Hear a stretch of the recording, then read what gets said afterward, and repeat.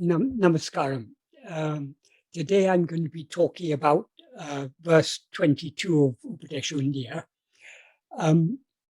Last time I talked about verse 21, in which Bhagavan said, that is at all times the substance of a word called I. That is the real import, the true meaning of a word called I, because of the exclusion of our non-existence even in sleep, which is devoid of I. The word adu, or that, in that verse refers to what he said in the previous verse, in which he had said, in the place where I merges, that, the one, appears spontaneously as I am I. That itself is the whole. So when ego subsides and dissolves back into its source, when it dies, or merges, as he says in this verse, what then shines forth is the infinite whole, which is the one infinite whole, which is our real nature, and which is always aware of itself as I am just I. Not I am this or I am that, but I am just I. That's the significance of the words nāṉalla that Bhagavan uses in that verse. So in that verse 20, in verse 21, he's referring to that. He says that is always the true import of the word I. He says it in a rather strange way, rather than saying because we don't cease to exist in sleep. He says because of the exclusion of our non-existence even in sleep. That implies because we don't cease to exist in sleep, which is devoid of I. The I that is absent in sleep is not the pure I, which is what we actually are, but the adjunct mixed I, which is what is called ego, and which in the verse 19 he describes it as dying when we investigate it. And what then shines forth, what then remains shining, is what we actually are, that infinite whole, the one infinite whole, which shines forth as I am I. So having concluded what I actually is, then in verse 22, he explains why up till now, up till the time when ego is annihilated, our experience is not I am I, but I am this body. The body that we now mistake to be ourself is not just the physical form, as Bhagavan says in verse 5 of uḍalpoṟi, uḍal panchakosa uru. The body is a form composed of 5 sheaths. So it's these 5 sheaths that Bhagavan talks about here, and he explains why they are not I. It is significant that Bhagavan gives this explanation after concluding what we actually are. He then says what we are not. Normally, in Vedanta, the first thing that we are taught is what we are not. Because only after analyzing all the things that we now take ourselves to be and recognizing the reasons why these are not what we actually are, can we begin to investigate ourselves. So it's rather unusual to give this conclusion that all these are not I after describing the attainment. The reason Bhagavan does this, he is, though by intellectual analysis we can understand that we are not this body, not this prana, not the mind, not the intellect, not the will, we can understand this by reasoning. That doesn't actually remove the false awareness, I am this body. We still experience these 5 sheaths as ourselves, in spite of any amount of intellectual analysis. So we can actually experience these as not I, only when we know what we actually are. That is why Bhagavan gives this here. And also this verse leads on very nicely to the subsequent verses, where he goes more deeply into this subject of what we actually are and how we can see ourselves as we actually are. So what he says in this verse is, The whole verse is uḍalpoṟi, uḻḷam, virum,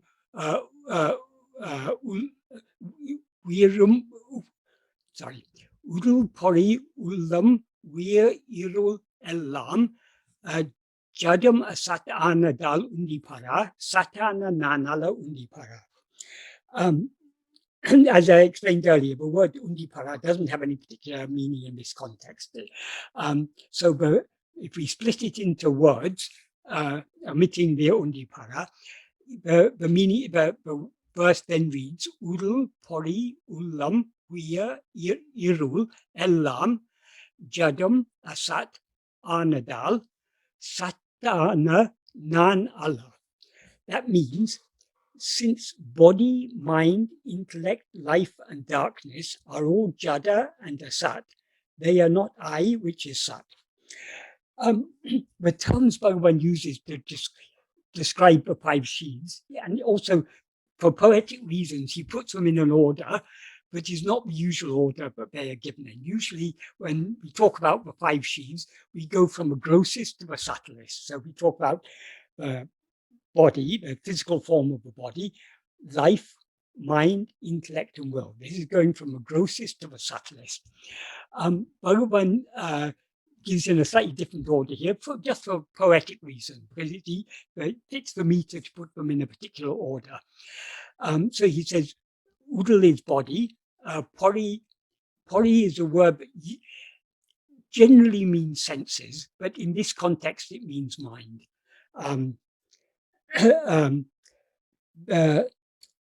One of the meanings of the verb poṟi is to impress. So I suspect that the reason this word poṟi as a noun is used as a word to mean senses is that the senses, it seems to us that the senses receive impressions from outside. There seems to be an external world that seems to make impressions on our senses, and the impressions on the senses are what we then perceive as the world. Visual impressions, the sights, we receive through the eyes, the sound impressions through the ears, and so on. But what receives all these impressions through the 5 senses is the mind. As Bhagavan says in verse 6 of uḷḷu, uḷľu aim pulangul uru. The world is a form of 5 sense impressions, thereunto, not anything else. Those 5 sense impressions, so aim poṟi ku pulanam. Those 5 sense impressions are impressions to the 5 sense organs. Manam ondru ullhei aim poṟi vayal ondirutal manate andri uḻḷu undo. All right, that means those 5 sense impressions are impressions to the 5 sense organs.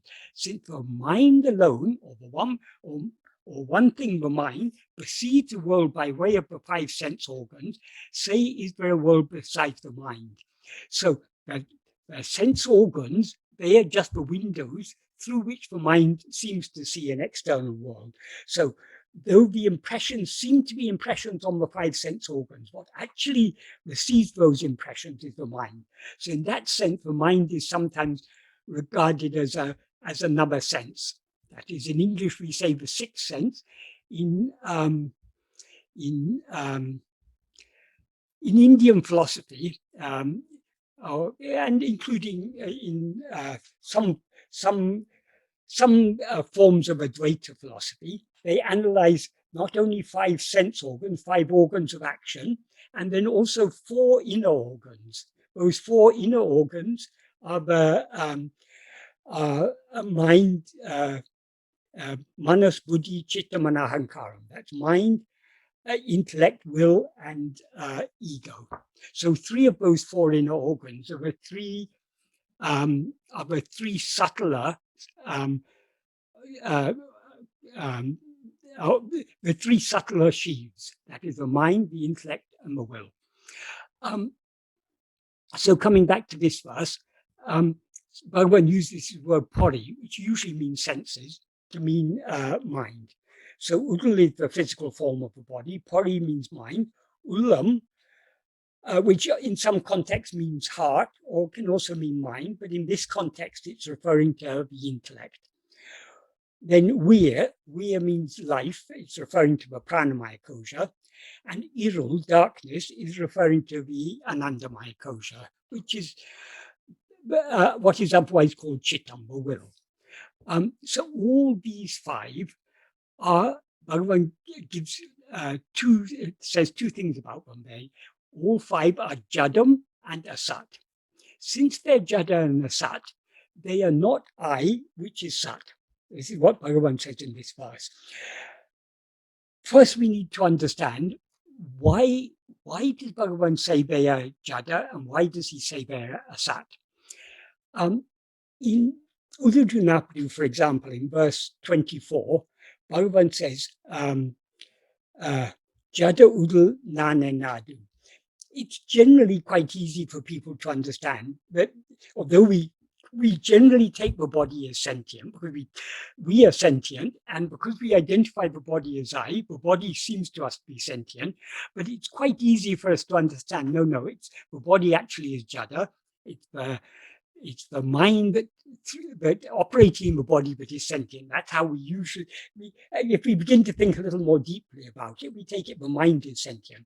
But according to Bhagavan, all the five sheaths are insentient. That is the prana, all the metabolic functions, all the physiological functions, the functions of life, they are all jada.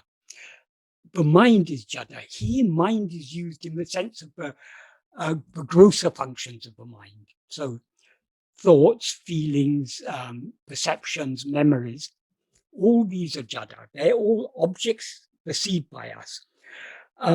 Intellect is also something perceived by us. It's an instrument we as ego use, but it itself, the intellect doesn't know anything.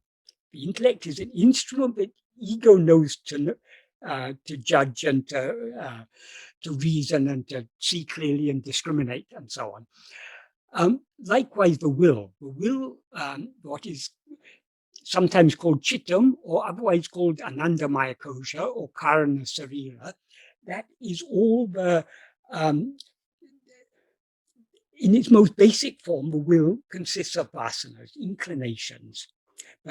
Those inclinations are what sprout as likes, dislikes, which lead to desires and lead to other thoughts. So the will in its subtlest form is vasanas, inclinations. And generally, most of our inclinations are what are called viṣaya-vāsanās. That is, inclination to be aware of things other than ourselves. So all these things are objects. Objects means they're things perceived by us. Whatever is perceived as an object is, by definition, jada. That is, if we analyze our experience, though we assume other people are conscious like us, we see someone, because we take ourselves to be this body, we take all of other bodies to be conscious just like us. Though we make that assumption, we each experience only one consciousness, one awareness. That is, any other awareness is an inferred awareness. So when we see other people, we are not actually seeing them, we are just assuming that they are aware. We're not actually experiencing them as aware. So any object is by definition jada. It's non-aware. What is aware is not what is perceived, but the perceiver. The perceiver in this case is ego. It's ego that perceives all objects. The subject is aware. Objects are non-aware or jada. So Bhagavan first says all these five sheaths are jada. And it is a fundamental principle in Advaita that sat and chit, that is existence and awareness, are one and the same thing. That is what Bhagavan will argue in the next verse. In verse 23, Bhagavan gives a very simple and clear reason why we should accept that existence and awareness are one and the same thing. That is, very briefly, I'll say what he says there. He says, since there is because of the non-existence of any awareness, any other awareness, to be aware of what exists. That implies, because of the non-existence of any awareness other than what exists, to be aware of what exists is awareness.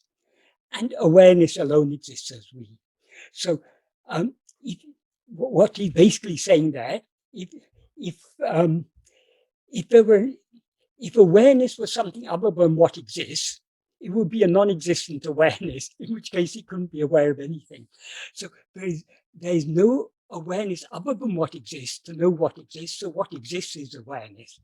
So based on that fundamental principle, sat is chit, if all these five sheaths are jaḍa, they're also asat. Asat means they don't exist, they don't actually exist. This is a very fundamental and very deep metaphysical principle in Advaita philosophy. But though it's very deep, and it may not, most people don't understand it very deeply, it's there in many texts, even in Bhagavad Gita. In Bhagavad Gita, the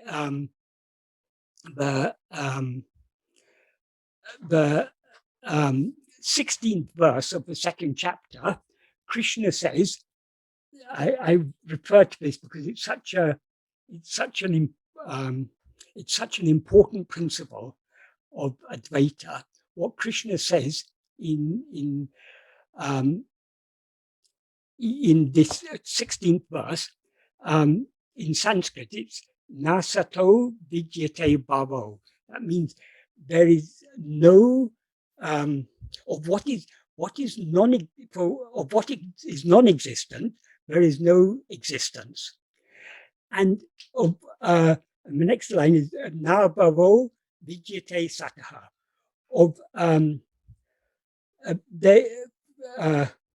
Of what is non-existent, there is no existence. Bhagavan has translated it into Tamil. It's verse 9 of Bhagavad Gita Saram. What Bhagavan says is, illā tanako iruḻ. For what doesn't exist, there is no existence. Uḻḷa danaku ellām embadu iruḻ.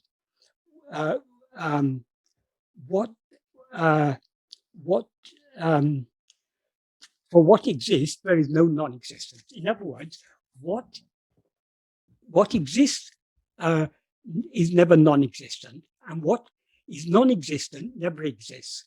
In other words, only that which always exists exists. Bhagavan often used to say this in another way. Bhagavan often used to say, whatever exists at one time and not at another time doesn't actually exist, even when it seems to exist. This is a very, very important principle, because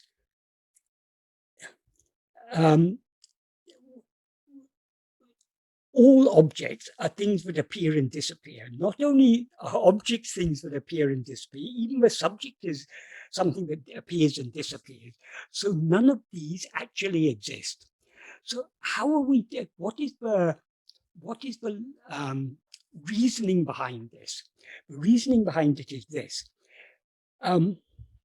if something actually exists, if it is intrinsically existent, it doesn't depend on anything else for its existence.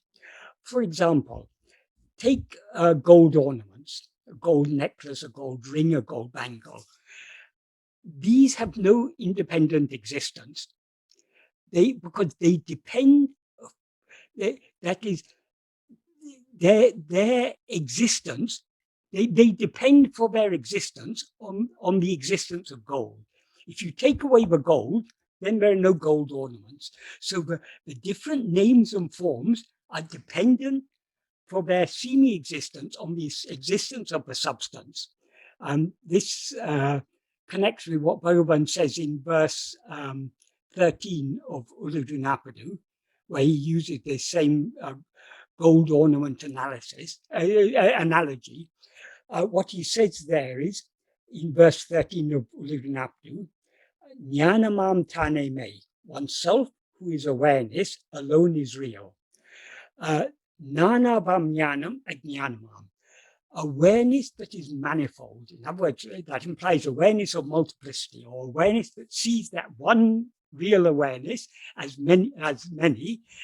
So the awareness that, in an older version of this verse, he used the term nānavaikāṇ-kindra-jnanam. That means awareness that sees as many. What does it see as many? It sees the one as many, because there's only one thing that actually exists. Whenever Bhagavan talks about real, real means what actually exists. False means what doesn't actually exist, even if it seems to exist. So awareness that is manifold is ignorance. So in other words, awareness of multiplicity is ignorance. What is the awareness that sees as many? What is that which is aware of many things? That is ego. So that is ignorance. And then he goes on to say, even ignorance, which is unreal, does not exist except as oneself, who is awareness. So Bhagavan said, ignorance is unreal. Why? Because it doesn't exist independent of ourself, who are awareness. So anything that doesn't exist independent of something else, but has a dependent existence, is unreal. That means it doesn't actually exist. Then he gives this analogy. All the many ornaments are unreal. Say, do they exist except as gold, which is real? So what actually exists is the gold. In the analogy, that doesn't mean the gold actually exists, but relative to the name and form of the ornament, what actually exists is its substance, gold. So the ornaments don't have an independent existence. They borrow their existence from the existence of gold. If you remove the gold, then the ornaments no longer exist. The ornaments cannot exist independent of gold. That means their existence is not an independent existence, it's a dependent existence. They borrow their existence from gold. That's as far as the analogy is concerned. So how are we to understand this in terms of these five sheaths? Why Bhagavan says they are asat? Before going on to that, I'll just say another that is a very closely related explanation of this. That is, in Advaita, it is said, whatever is not intrinsic is borrowed from something else. So we can understand this with regard to properties. For example, the property of heat. There are some things that are intrinsically hot, and some things that maybe be hot sometimes, but they're not always hot. Anything that isn't always hot is not intrinsically hot. It borrows its heat from something else. One example that is often given is a hot potato. A hot potato isn't intrinsically hot, because normally potatoes aren't hot. Normally they're cold. So if we come across a hot potato, it has borrowed its heat from somewhere else. Just like the gold ornaments borrow their existence from the gold, the hot potato borrows its heat from something else. So from where did it borrow its heat? It borrowed its heat from hot water. So is hot water intrinsically hot? I mean, is water intrinsically hot? When it's boiling, it's hot, but normally it's not hot. So heat is not an intrinsic property of water. So from where did the water get its heat? It got it from a pan. Is the pan intrinsically hot? No. So it must have got its heat from somewhere else. From where did it get its heat? It got it from a fire. Is the fire intrinsically hot? Yes. Whenever there's a fire, it's hot. There's no such thing as a cold fire. So that analogy is given to show the difference between an intrinsic property and a borrowed property. If a property is not intrinsic, it's borrowed. If you put a glass of water in front of or if you have a crystal, a clear crystal, a piece of glass ball or something, and you put it in front of a red flower, it will seem to be red. It isn't actually red, it's borrowed its redness from the flower. So any property that is not intrinsic is borrowed from something else. Existence itself is not a property, but if something depends for its existence on something else, then its existence is a property, but it is borrowed from something. That is, it doesn't actually exist, it borrows its existence from something else. So the ornaments, they borrow their existence from the gold. Without the gold, they have no independent existence. So that's as far as analogies are concerned. But how are we to understand this in relation to this verse, where Bhagavan talks about these 5 sheaths being asat? Asat means non-existent. They don't actually exist.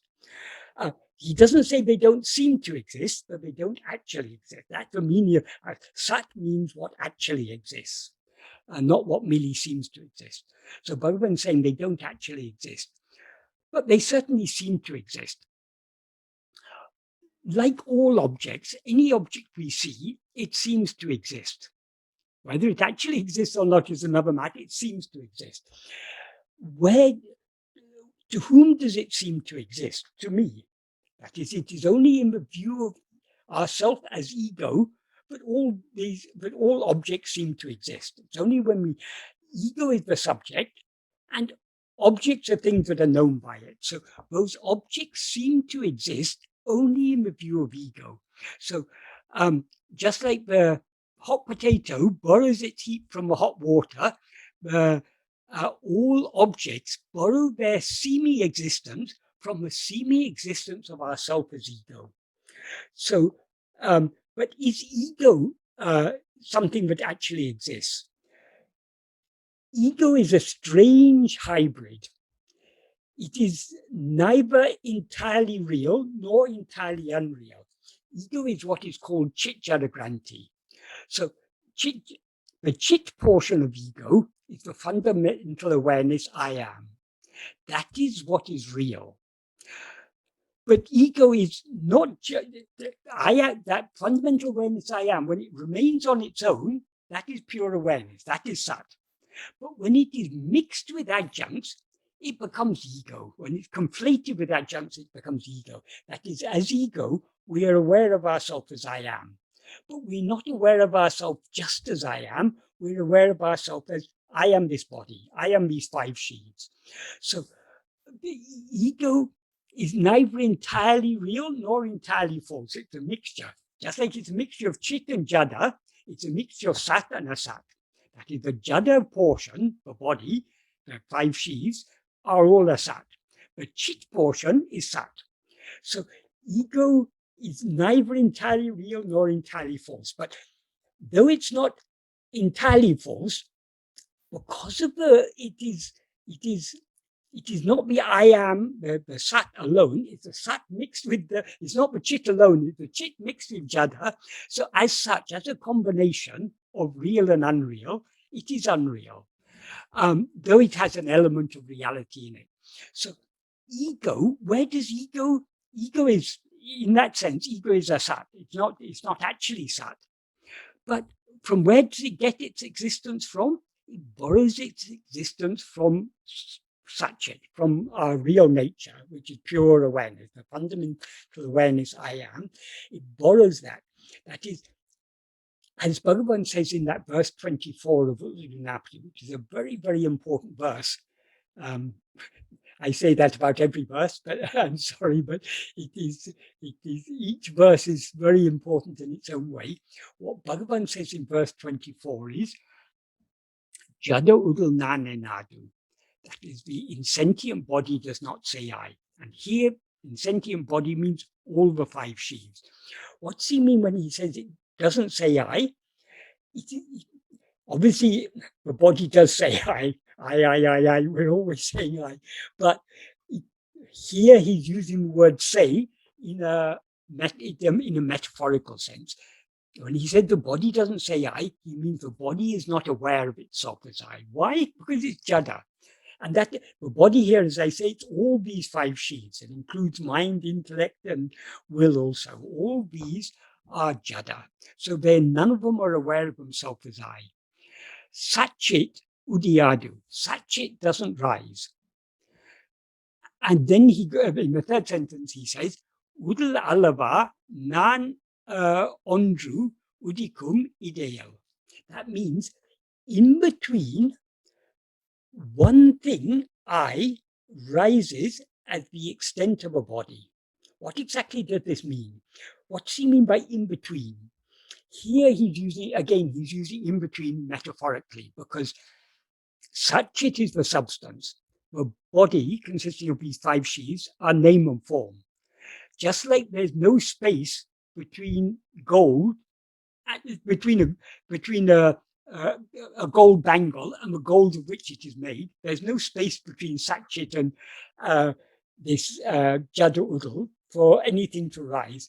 So when he's using the word in between here in a metaphorical sense, it has 2 meanings, it has 2 implications. Firstly, in between means it's neither this nor that. It borrows the properties of both. If, for example, I ask you about a story in a newspaper, or I read such and such a story, is it true? If you tell me it's neither true nor false, it's somewhere in between, what does that mean? It's got elements of truth and it's got elements of falseness. It's not entirely true, it's not entirely false. So you would say it's neither true nor false, it's in between. It's in that sense that Bhagavan uses in between here. That is one significance of this word in between. The other significance is, it is often said, for example, that the whole world is Brahman. But what is the connection between Brahman and the world? In the view of Brahman, there is no world. And so long as we see the world, we are not knowing Brahman. So what is the connection? What is the link between the substance, Brahman, and the form, all this entire world, all phenomena, all objects? What is the link between them? The link is only ego. So that's another sense in which Bhagavan uses ideal, in between. That is, ego is the mediator between what is real and what is unreal. Ego is that which gives seeming reality to what is unreal, to what is perceived. That is the secondary implication of this word ideal. Is ego is the go-between, as it were, between Brahman, between Satchit, and the world. Now, in our view, in the view of ourselves as ego, the world seems to be real. It seems to exist. But as I said, it is only in the view of ego that the world seems to exist. So the world borrows its seeming existence from the actual existence of ego. Sorry, no, I got that wrong. The world borrows its seeming existence from the seeming existence of ego. Ego borrows its seeming existence from the actual existence of Satchit, because ego is the nature of ego. It takes itself as I am this body. In that is its first misappropriating the awareness I am. It takes itself to be the awareness I am, and it conflates that with a body. So it's usurping both the properties of the body and the properties or non-properties of Satchit. That is, in the view of ourself as ego, yes, I exist and I'm aware. Existence and awareness belong to Satchit. They don't belong to ego, but ego has misappropriated them. Likewise, ego is not this body, but it misappropriates a body. That's why Bhagavan says it rises as the extent of a body. That is, when we rise as ego, we limit ourselves within the confines of a body. This body is limited in both time and in space. It's in this world for 60, 70, 80, 90 years, if we're lucky, or 100 maybe, but some bodies don't even last that long. So any body is limited in time. It's also limited in space. I am here, I'm not there. So it's just within the small confines of this body, we are limiting ourselves. That's what he means by uḍalpoṟi, to the extent of a body. That is, within the limits of a body, within the time and space limits of a body, this I rises. So an ego misappropriates both satchit and the body, takes them as itself. And then he goes on to say, this is chit jaḍagranti. Chit jaḍagranti means chit is referring to satchit, the real awareness. Jada is referring to the body. Granti means not. So it's that which binds, seemingly binds chit with jada. That's why I said another significance of ego is the go-between, as it were, between the world and Brahman. In the view of Brahman, there's no world. But when we rise as ego, we see a world. And we take ourselves to be I am, which is the property of Brahman. So the ego misappropriates both the property of Brahman or satchit, I am, and the name and form of the body. Name and form of all the 5 sheaths, that is. So it's chit jaḍagranti, it's that knot. Since it's a knot, it's therefore called bandham, bondage. That is, so long as we rise as ego, we are bound to the limitations of this body. It's jivan. That is what is called jiva, the soul of the individual, is nothing but this ego. It is nupame, it is the subtle body. Here Bhagavan is using the term subtle body in a very different sense to the sense in which it's generally used in Advaita. That is, according to Bhagavan, all the 5 sheaths are relatively gross compared to ego, which is very subtle. That's why he calls the ego the subtle body. Ahande, ego, samsara, this samsara. That is, according to Bhagavan, there is no samsara other than ego. Ego is the root of all samsaras. What we call samsara is nothing but an expansion of ego. Samsara is a word, probably most of you are familiar with it, but it means, sometimes it's explained, though this probably isn't the correct etymology, but it's a nice way of explaining it. Samsara means samchara. Chara means movement. Sam means what is thoroughly moving. So samsara refers to the perpetual cycle of birth and death. So long as we rise as ego, we are caught up in ceaseless activity. Mental activity, physical activity, all activity is nothing but this ego. And all this perpetual cycle of the wheel of karma, the cycle of births and deaths, all this is nothing but ego. It all boils down to ego. Mind. Here he's using mind in a different sense. Here he's using mind to refer to ego, because often the word mind is used as a collective term for all thoughts.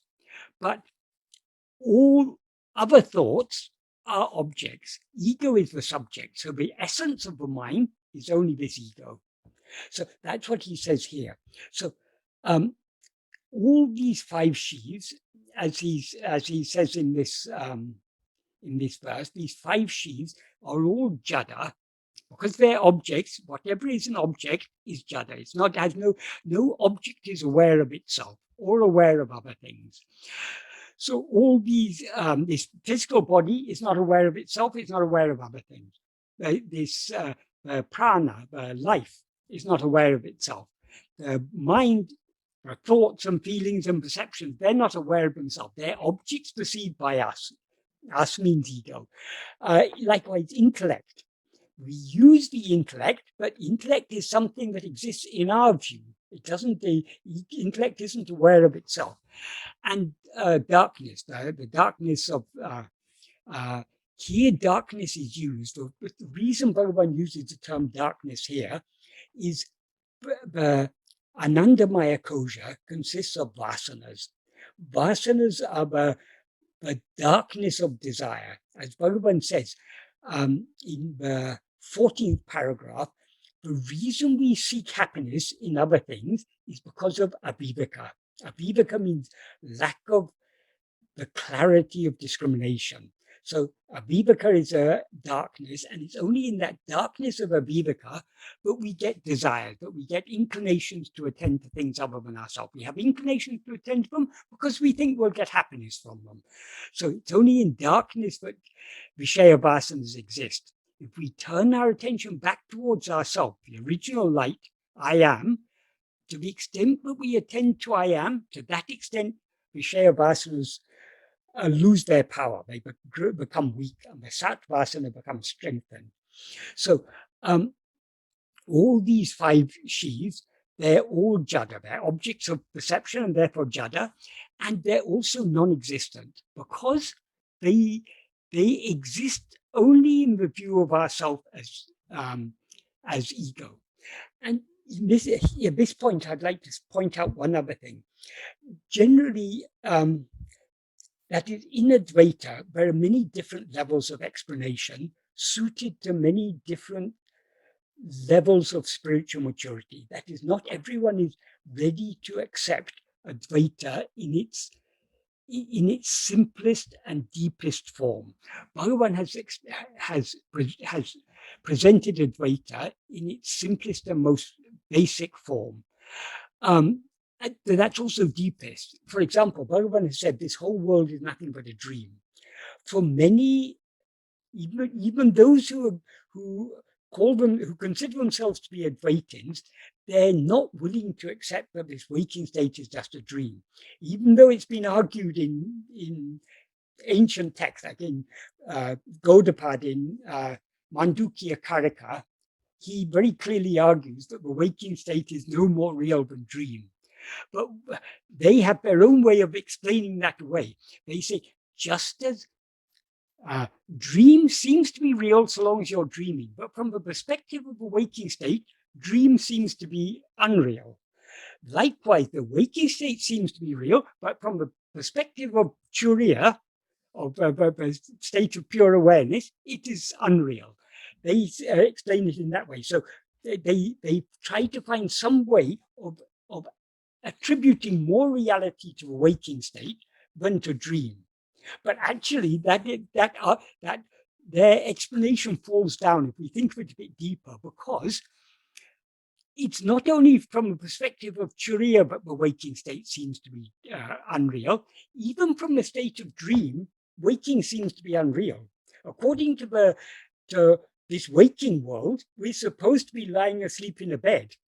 But according to dream, we are wandering here and there, doing so many activities. So just like our waking state falsifies dream, the dream falsifies the waking state. In dream, sometimes we may meet a friend or a relative who passed away many years before. We meet them and we talk with them. We may remember, oh, this person had passed away. But because we are seeing that person and talking with that person, that seems real. And maybe it was just a dream that they had passed away. Maybe they hadn't actually passed away. We dismiss the memory that they had passed away as somehow mistaken because the dream seems so real. So just as much as our waking experience falsifies dream, our dream experience falsifies waking. And the reason dream seems to be real while we're dreaming, and the reason waking seems to be real while we're waking, is that in each of these states, we take a body as I. What is actually real in any state is only I. But because we experience the body as I, the body seems to us to be real. That is, I am real. So if this body is I, the body must be real. And since this body is a part of a world, the whole world seems to be real. So whenever we are in any dream, we experience a body as I, and consequently we experience that world as real. So long as we're dreaming, the dream world seems to be perfectly real. But as soon as we wake up, that means as soon as we leave that dream and come to this dream, we are able to recognize, oh, that was just a dream, it wasn't real. That is because so long as we experience that dream body as I, the dream world seems to be real.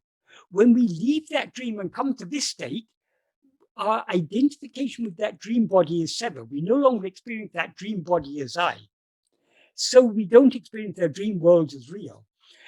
Likewise, when we dream, everything that we experience in this state, but is contrary to what we're experiencing in dream, seems unreal, because we no longer, in dream, we are not experiencing this body, this waking body as I. We're experiencing another body as I. So that world seems to be real. This world seems to be unreal. So according to Bhagavan, waking and dream are both equally unreal. So Bhagavan, the way Bhagavan has taught Advaita is a very deep way. Bhagavan hasn't, well, when appropriate, that Bhagavan's method of teaching, sometimes it is considered it's appropriate first to give the truth in a diluted form, and then slowly contradict what has been said earlier, and by giving deeper and deeper truth.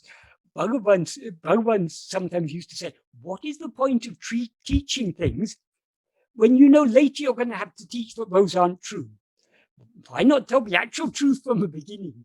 Then when people weren't ready to accept what Bhagavan taught, then he would give more diluted explanations. But Bhagavan would always start off with the deepest teachings for everyone, because it's actually very simple. All that is required is that we're willing to accept it. That's why sometimes once there were some villagers came to for Bhagavan's darshan. They all did prostrations, and one of them started asking some question. And Bhagavan, as usual, he answered, who is asking the question? He was turning their attention back to himself. And then he explained to them about this path of Atma Vichara.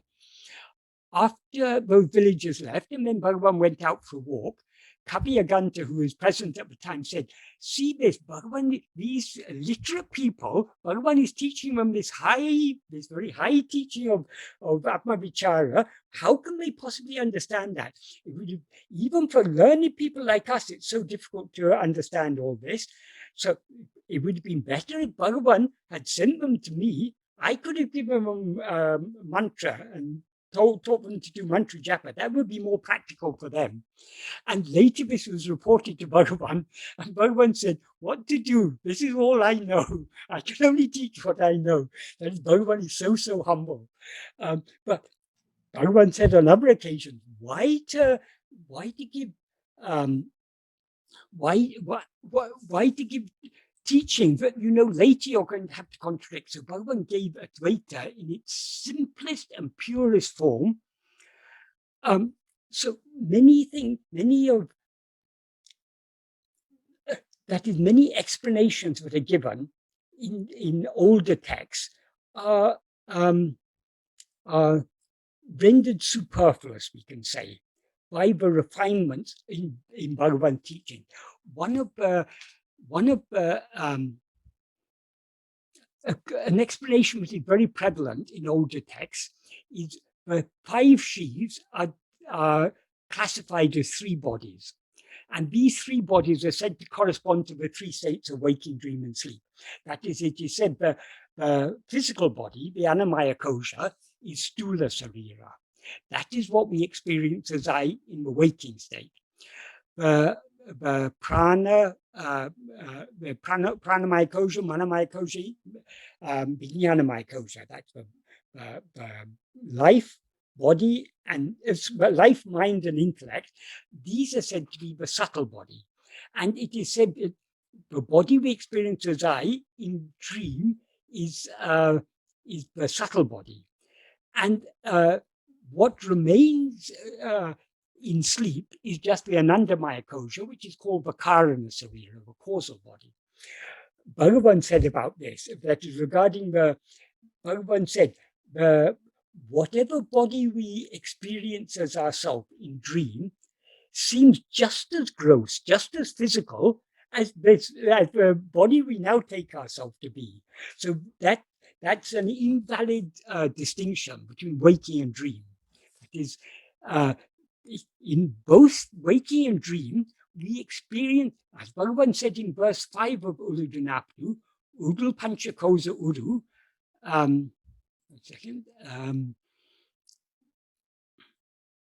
uḍal panchakosa uru. The body is a form of 5 sheaths. āṇadāl aindum uḍal ennum sollil adungum. Therefore, all 5 are included in the term body. So, according to Bhagavan, the body is always these 5 sheaths. So, Bhagavan splitting this these 5 sheaths and classifying them as 3 bodies is not that explanation is rendered redundant in the view of Bhagavan's teachings. And then he goes on to say, uḍalandri ullahomundo. Without a body, is there a world? Uḍal vittu ullahe kanda ullaro kararu. That means, say, leaving the body, is there anyone who has seen a world? There's one more thing I can connect this in what, I mean, I brought this up just to show that according to Bhagavan, all 5 sheaths are what Bhagavan calls body, and he doesn't accept that we experience some sheaths in the absence of other sheaths. Whenever we experience ourselves as I am this body, we're experiencing all 5 sheaths as ourselves. And he says here, without a body, is there a world? Since he says in this verse 22 of Upadēśa Undiyār that the body is jaḍa and asat, and since the world depends on this body, all these 5 sheaths, the world depends on that, that implies the world and is also jaḍa and asat. We can infer that's an inference we should draw from this. And another important thing about this verse 5 of Uḍalpoṟi, Bhagavan covers both, that is, he covers what he says here. He protects it from misinterpretation. That is, here he talks about both about the existence of the world and the seeing of the world. That is, it could be said that people sometimes say, yes, it's true, in sleep we don't see the world, but the world exists. But according to Bhagavan, if you don't see it, it doesn't exist. So that's why he asked 2 questions here. Uḍalandri ullahomundo, that is, without a body, is there a world? There he's talking about the existence of the world. And then he says, uḍal vittu ullahe kanda ullaro. Leaving the body, is there anyone who has seen a world? So here he covers the seeing. So without the body, the world neither exists nor is it seen. So he covers both the existence and the seeing. In other words, the sat aspect and the chit aspect, both are covered there. The world neither is it seen nor does it exist independent of the body. And the body consists of these 5 sheaths. So, sorry, I've just lost the train of thought there. I was just saying something. Oh yes, I was saying about the classification of these 5 sheaths into 3 bodies. So according to Bhagavan, to say that to distinguish the stula sarira and sukshma sarira, that what we experience stula sarira in the waking state and only sukshma sarira in the dream state, that according to Bhagavan is invalid. According to Bhagavan, there's no difference between waking and dream. In both states, we experience a body but seems to be physical and also seems to be alive and also has a mind, intellect, and will operating within it. So all the 5, in both states, we experience all 5 sheaths. Some people may object, oh no, but people have out-of-the-body experiences, or they have near-death experiences, and they're able to see their body as if they're outside their body. So doesn't that show that we can experience a subtle body without this physical body?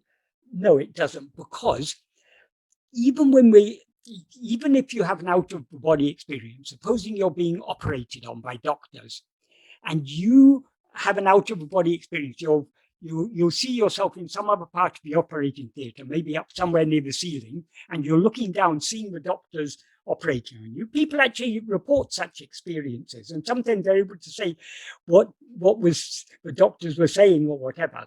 But though it may seem that they've left their physical body, they still are experiencing themselves in a physical location. So though no one can see them floating up there near a roof, in their experience, I am here, not there. That means they have a physical location. Therefore, they have a physical body. It may not be a visible physical body, may not be visible to others, but according to because we can't have a location, a physical location, without having some form of a subtle physical form. So a stula sarira, of a person having an out-of-body experience, is then maybe invisible, intangible body, but it's still a physical body. So according to Bhagavan, all the term body means all these 5 sheaths. All 5 are included in the term body. So that invalidates that classification of the gross and the subtle body, that is gross body we experience in waking, then this classification becomes unnecessary. We don't have to classify these as gross and subtle body. That's why Bhagavan uses the term subtle body in verse 24 of uḷḷam that I referred to earlier. He uses the term subtle body to refer to ego itself. Ego is not actually a body, but it's Bhagavan says, if at all you want to have a subtle body, that is the subtle body. And the same he does in nāṇalla. He says at the end of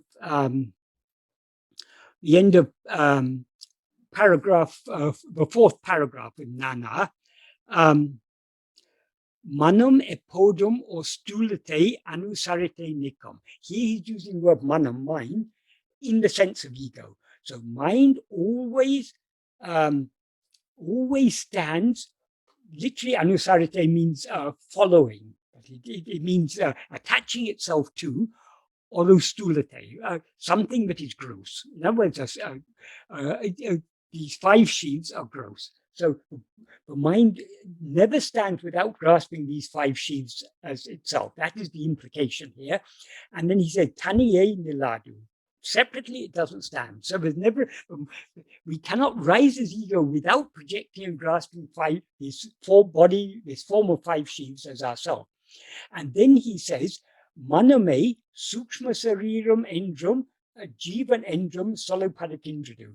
It is the mind alone, that is ego alone, that is said to be subtle body and jiva. So according to Bhagavan, if at all you're to use the term subtle body, it's appropriate to use it for ego. All the other 5 sheaths are relatively gross.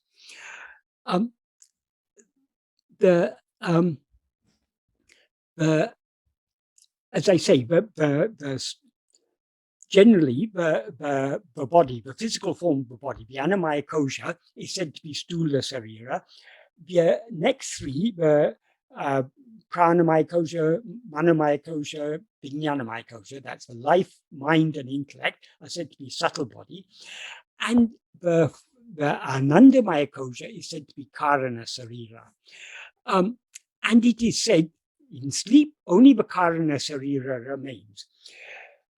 That explanation is also redundant, according to Bhagavan's teachings, because according to Bhagavan, the karana sarira, why it's called the karana sarira?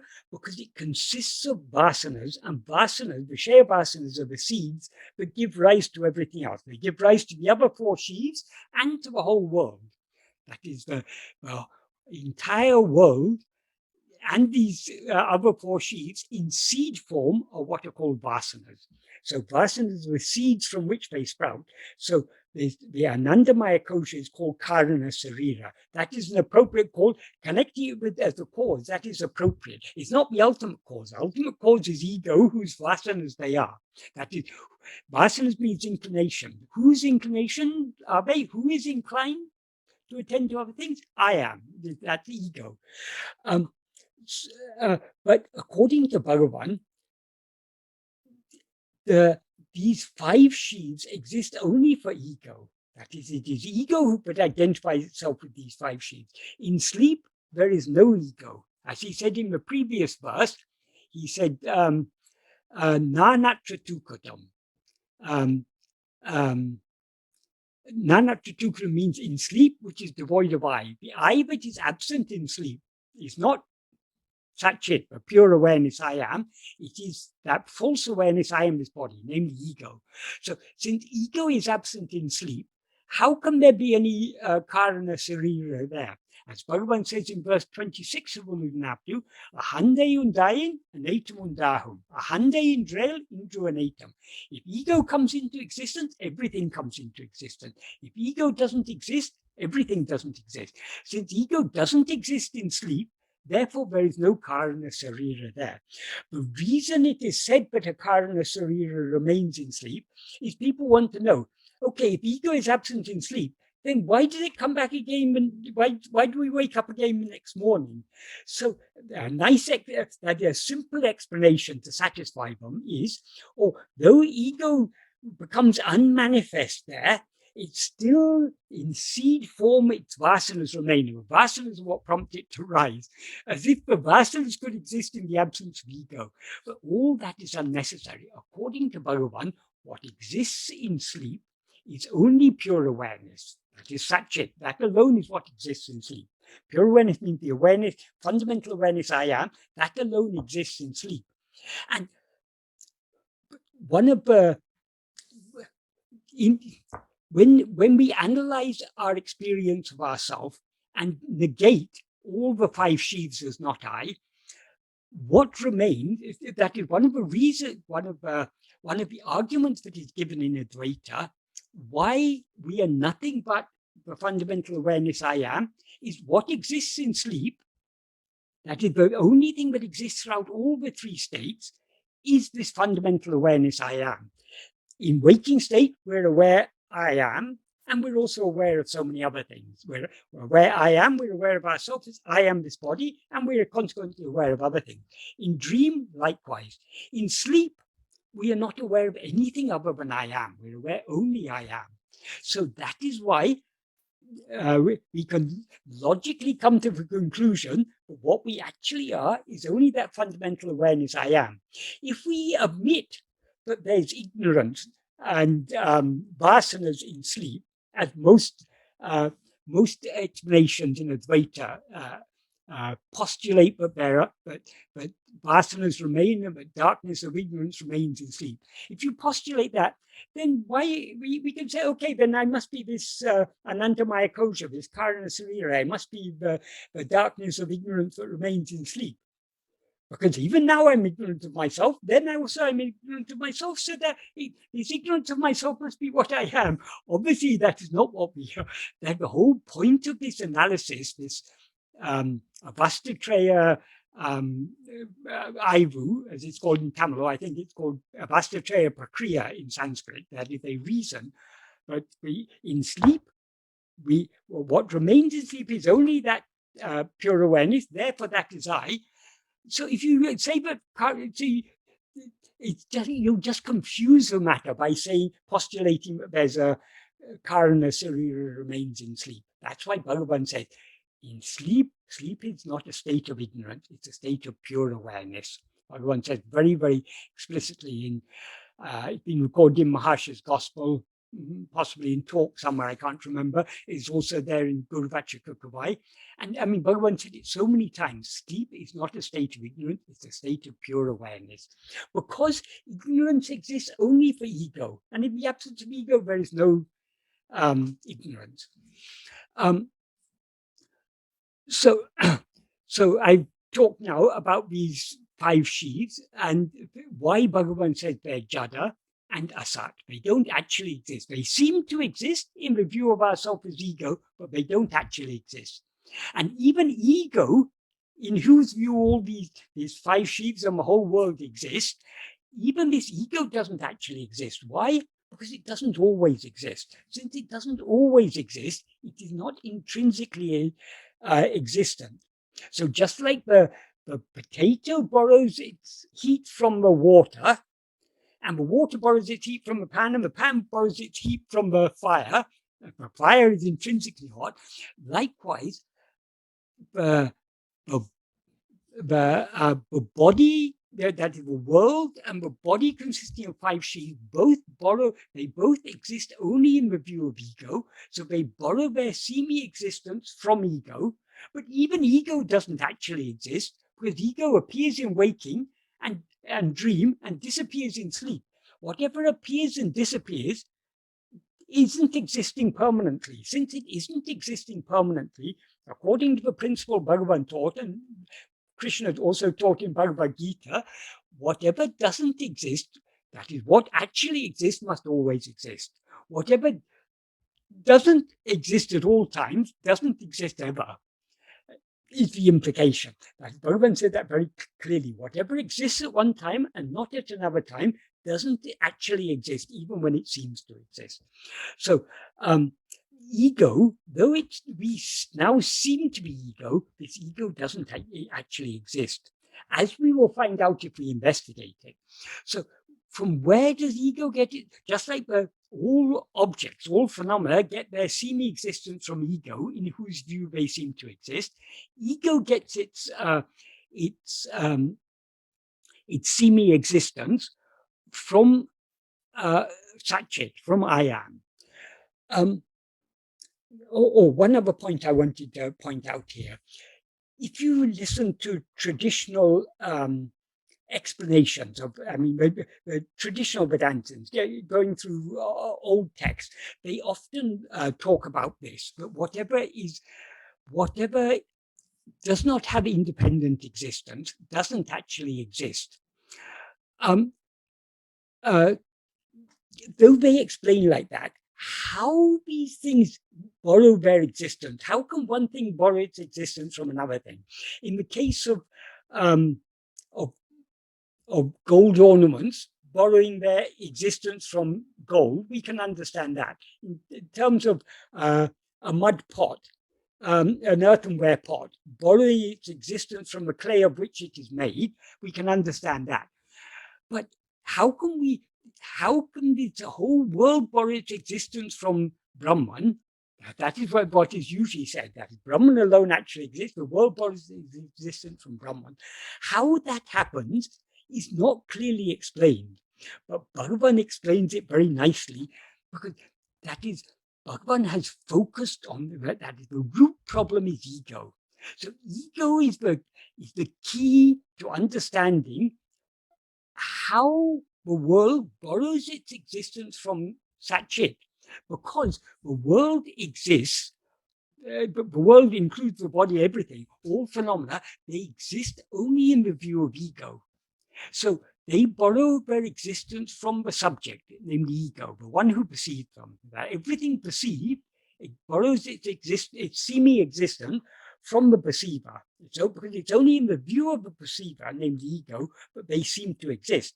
And ego borrows its existence from Brahman, because the essential aspect of ego, that is, ego cannot stand without that element I am in it.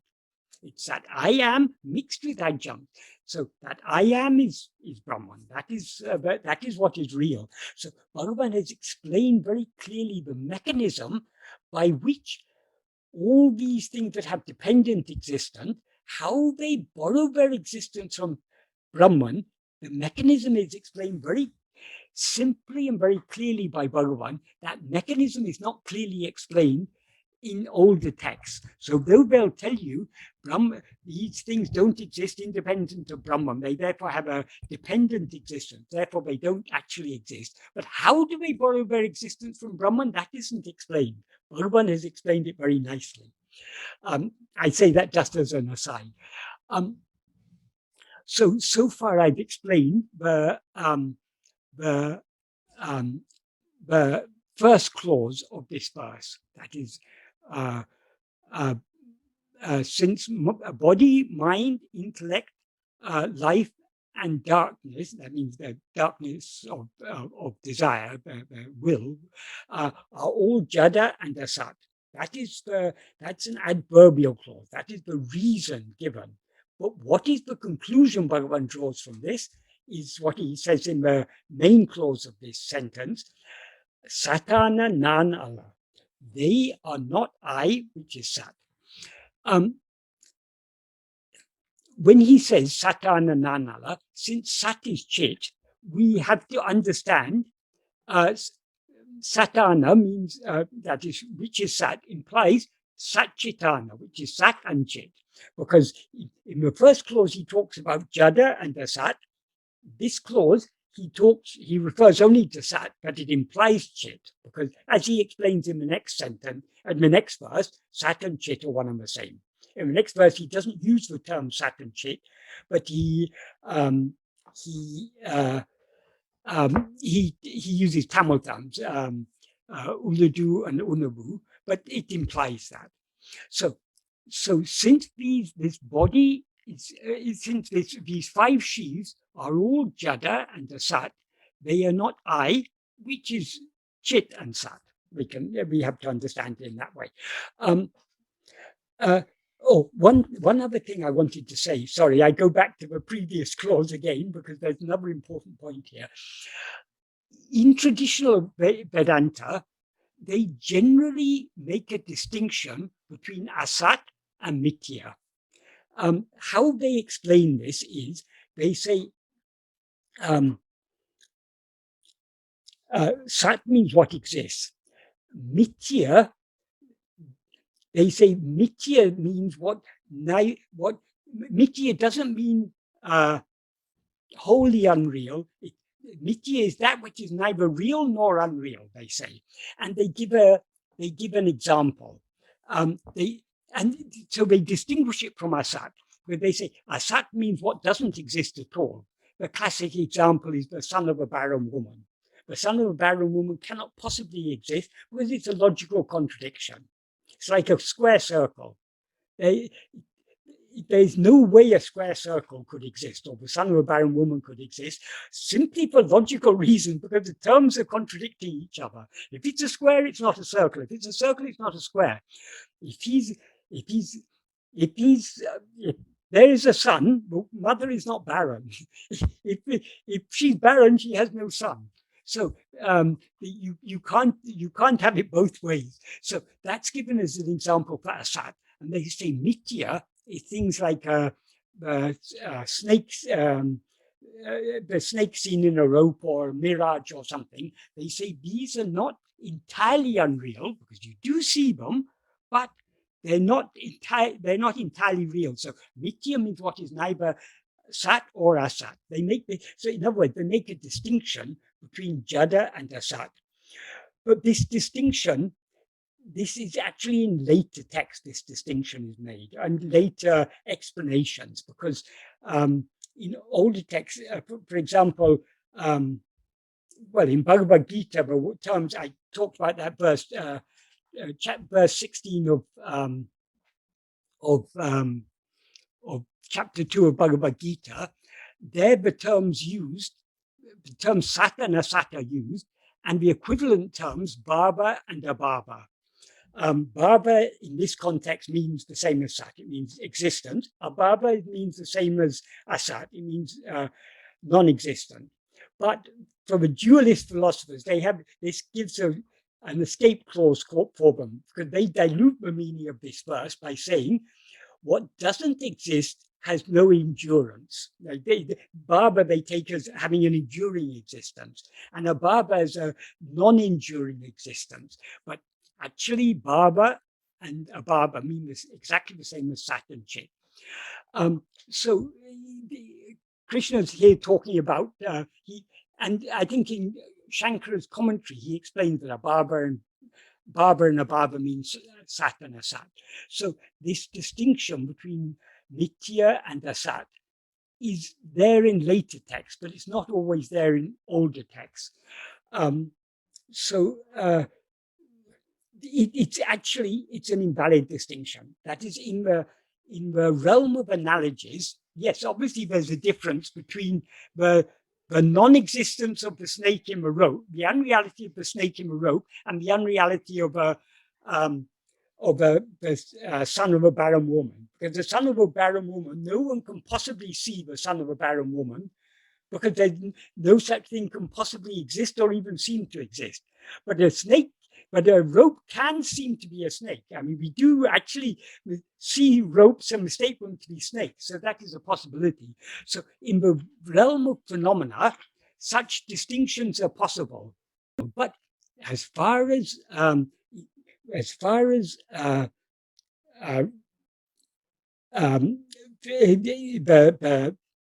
metaphysically, that is, in the things, either something exists or it doesn't exist.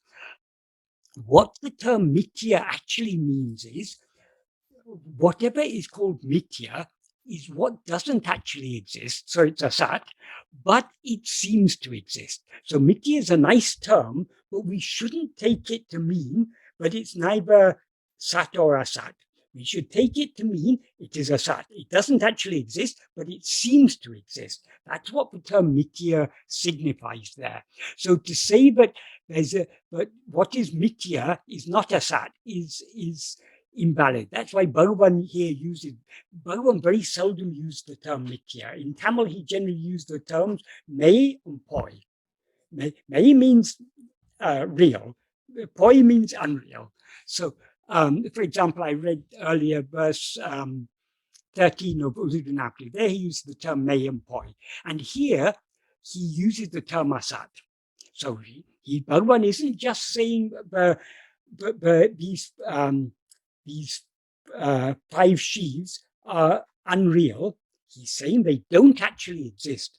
They do seem to exist, yes, but they don't actually exist. So whenever we come across the word mithya in older texts, what we should understand, mithya means that which does not actually exist, but seems to exist. So anything that is mithya is asat. It doesn't actually exist, even though it seems to exist. So there's no valid distinction. Bhagavan would not draw a distinction between mithya and asat. Bhagavan never, though that is a distinction that is often made by pundits, Bhagavan would not agree with that. If it doesn't, according to Bhagavan, he said very beautifully in the 7th paragraph of nāṇalla, the opening sentence of the 7th paragraph, yathārthamai ulladu. Yathārthamai ulladu. Yathārthamai means actually. Ulladu means what exists. So yathārthamai ulladu, what actually exists, atma sarupam andre. What actually exists is only atma sarupa. If that alone actually exists, it means everything else doesn't actually exist, even though other things seem to exist. That is what is meant by vivarta in Advaita. Vivarta means appearance. So whatever doesn't actually exist but seems to exist is vivarta. So we shouldn't allow ourselves to be confused. If you hear pundits or very learned, I mean, most people who explain Advaita will explain there's a distinction between mithya and asat. That distinction is invalid according to Bhagavan. And to avoid any confusion, he clearly uses the term asat here. Because according to Bhagavan, in the final analysis, these 5 sheaths in this whole world, they are as unreal as the son of a barren woman. That is, they don't exist at all. Why are they totally unreal? Because they all seem to exist only in the view of ego. But if we as ego investigate ourselves, we will find that we are always satchit. We were never ego. But there's no such thing as ego at all. Since ego is totally non-existent, all phenomena are totally non-existent. So whatever is, just like chit is sat and sat is chit, whatever is jada is asat. Whatever is asat is jada. But the 2 terms that Bhagavan uses here, viewed from 2 different, it's the same thing viewed from 2 different angles. One is taking the chit aspect of it, is jada. Sat, seen from the chit perspective, jada. Seen from the sat perspective, asat. So they're one and the same thing, jada and asat. So here Bhagavan says, all these 5 sheaths are jada and asat, therefore they're not I, which is sat. So here Bhagavan is saying, the word sat means what actually exists. So the implication here is, but what actually exists is only I. That is made very clear in the next verse, where Bhagavan gives a very nice argument to prove the oneness of uḻḷadu and oneself. What exists and what is aware, they are one and the same. And what is it that exists and aware? Unave namai uḻḷam. Awareness alone exists as we. That is what we actually are, is only that awareness, that satchit. So since they are jaḍamasat and we are satchit, these 5 sheaths are not I. And as I said at the beginning, I'll just reiterate it because it's an important point. Usually this you would normally expect in an Advaita exposition to have this information given at the beginning. Why Bhagavan gives it here at this stage is, but we can actually, that Bhagavan has given us a subtle indication here. Merely by thinking, I am not this body, I am not this mind, I am not this intellect, I am not this prana, I am not this will, merely by thinking that we can't get rid of it. However much we study Advaitic texts and understand all the arguments, why these are not I, even this argument given here, we can understand it, but we don't thereby cease to experience these 5 sheaths as ourselves. Because who is understanding it? It's the intellect, which is one of the 5 sheaths. So for it actually to be an experience that these are not I, how can we make it an experience? Only by experiencing ourselves as we actually are. That is only by investigating ourselves and thereby knowing what we actually are. That when we know I am the one infinite, the Anadi, Ananta, Akhanda, Satchidananda, as he says in verse 28 of Upadēśa Undiyār, when we experience ourselves as such, then we will, it'll be clear to us that this body, mind, intellect, life, all these things they're all jada and asat. They're all, they are not aware and they don't exist at all. So Bhagavan, it's very significant where the order of verses here is very, very significant. That is, actually Bhagavan comes to the conclusion in verse 19, he said that when one investigates within, what is the place from which one rises as I will die. This is jnana vichara. So there he comes to a conclusion. The death of ego, that is the end of everything. But when ego dies, then what shines forth? That is the reality. That is what shines forth as I am I. So verses 19 and 20, Bhagavan brings everything to a conclusion. But he goes on to give very useful teachings after that. Firstly, he asserts that this alone is the real import of the word I, because this rising I, ego, doesn't exist in sleep, but we continue to exist. Then he says that these 5 sheaths are therefore not I, because I am Sat. Then he argues, he gives a nice, very neat explanation in verse 23, why Sat is Chit and Chit is Sat, and we are that. And then verse 24, what is the difference between us and God? There's no difference between us and God. The only seeming difference is upadhi unavu, our awareness of adjuncts. That is, now we are aware of ourselves as I am this body, so we seem to be other than God. But actually, irukamekal isajivagal orupalayaba. That is, in our existing nature, we and God are one substance. That is our mere being, our existing nature. They're referring to satchit, that which exists and that which is aware.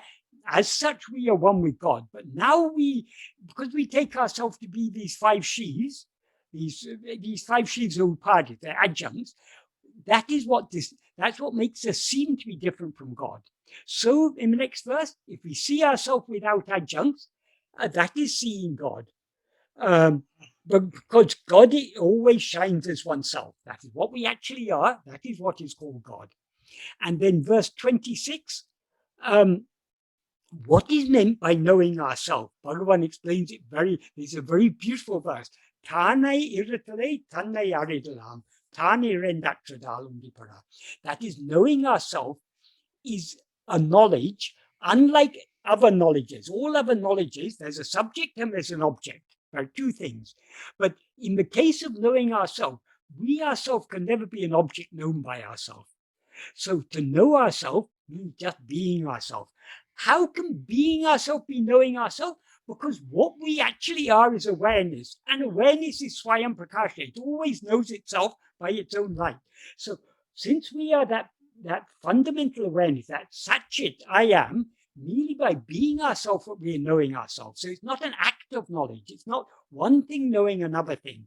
We never know ourselves as an object. We know ourselves just by being ourselves. And then in verse 27, he gives a very nice clarification. He says, "Arivu arayamayum atra arivai arivahum." That is, the arivu, which is devoid of arivu and arayamai, is that alone is arivu. Arivu here means awareness. It also means knowledge, but particularly means awareness. So, arivu arayamayum, knowledge and ignorance, or awareness and non-awareness. This is referring to awareness of things other than ourselves. That is, as far as other things are concerned, we either know them or we don't know them. But that duality of knowing and non-knowing is totally absent in real awareness, because real awareness is devoid of them, because in the view of real awareness, there is nothing other than itself. So there's nothing for it either to know or to not know. And then he says, "Unmeidu," this is the truth. Why? Arivadaku ondru illai. There's nothing to know. If there's nothing to know, there's also nothing not to know.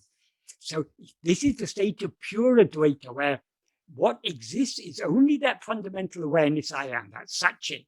In the view of satchit, there is nothing other than itself, because it alone exists. So there's nothing either for it to know or for it to not know. So it is totally devoid of knowledge and ignorance. So these are all, Bhagavan these are all concluding points. They're very important concluding points, but these are all